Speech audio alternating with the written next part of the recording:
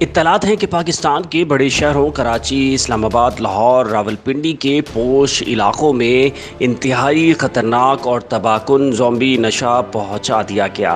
کیا واقعی کورونا کے بعد اب پاکستان سمیت دنیا میں انسانوں کو پاگل اور خون پینے والے زومبی بنانے کا منصوبہ سامنے لانے کا وقت آ چکا؟ کیا واقعی اس نشے کو ایلیٹ کلاس میں پہنچایا جا رہا ہے؟ کیا کورونا محض ایک ٹرائل اور اصل بیماری زومبی ہے جسے اب فلمی دنیا سے نکال کر عملی دنیا میں لانے کا منصوبہ تیار کر لیا گیا؟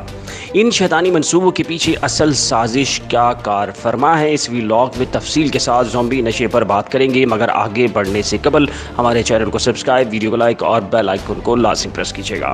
اگر آپ ہالی ووڈ کی موویز دیکھنے کے عادی ہیں یا کبھی کبھار موویز دیکھ لیتے ہیں تو آپ نے گزشتہ چند سالوں میں سائنسی موویز کے ساتھ ساتھ زومبی انسانوں پر مبنی فلموں کو ضرور دیکھا ہوگا کہ کسی ایک انسان کو کسی وجہ سے زومبی بیماری لگتی ہے یا پھر لگائی جاتی ہے، پھر دیکھتے ہی دیکھتے گلی محلے، علاقے، شہر اور ملک اس کی لپیٹ میں آ جاتے ہیں۔ شہر، ملک اور پھر پوری دنیا کی تباہی اور لاک ڈاؤن کو دکھایا جاتا ہے۔ چند عرصے بعد ایک ویکسین متعارف کرائی جاتی ہے جو ہر انسان کو لگانا ضروری قرار دیا جاتا ہے۔ اگر آپ کورونا کے بعد دنیا میں ہونے والے لاک ڈاؤن کی ایک چھوٹی سی مثال دیکھنا چاہتے ہیں تو حال ہی میں بننے والی ان موویز کو یوٹیوب اور دیگر سوشل سائٹ پر دیکھ سکتے ہیں۔ امریکہ سے چائنا تک زومبی انسانوں پر بننے والی فلموں کو دیکھیے، یقین جانیے ایسے معلوم ہوگا کہ شاید یہ کورونا وائرس کے بعد بننے والی موویز ہیں جن میں بالکل ہو بہو وہی عکس بندیاں کی گئی ہیں جو کورونا وائرس کے بعد پوری دنیا میں عملی طور پر دیکھنے کو ملیں گی۔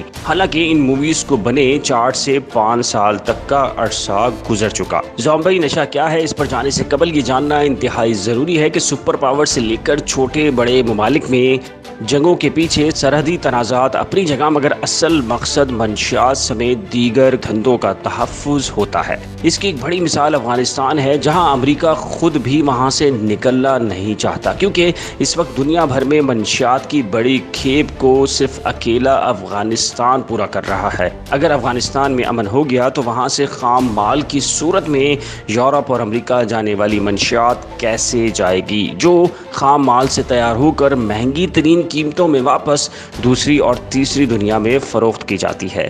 یہ دھندا اتنا بڑا اور اتنا منظم ہے کہ دنیا بھر کی افواج، خفیہ ادارے اسی دھندے سے بلیک منی کماتے ہیں۔ خود امریکی CIA بھی افغانستان میں یہی کام کر رہی ہے۔ کسی بھی ملک کے سیاسی نظام کو ختم کر دینا، حکومتوں کی تبدیلی اور من پسند فیصلوں میں منشیات نیٹ ورک کا کوئی ثانی نہیں۔ اچھا جی، اب آتے ہیں زومبی نشے کی جانب۔ زومبی نشہ ایک ایسا نشہ ہے جو کسی فرد کو لگ جائے تو پہلے وہ پاگل ہوتا ہے، پھر انسانی خون اور گوشت کھانے کا عادی بنتا ہے اور پھر کچھ بھی کر گزرتا ہے۔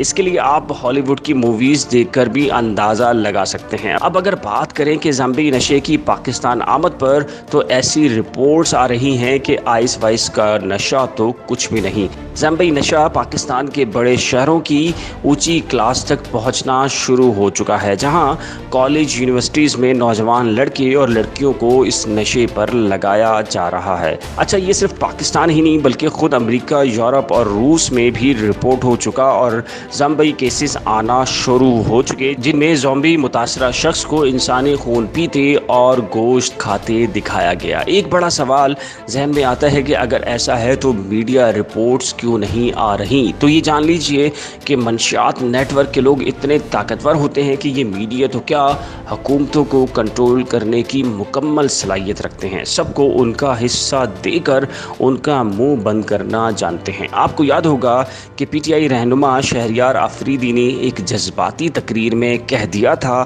کہ ہمارے کالجز، یونیورسٹیز میں لڑکے لڑکیوں کی اکثریت منشیات کی لت میں لگ چکی ہے۔ پھر کیا ہوا؟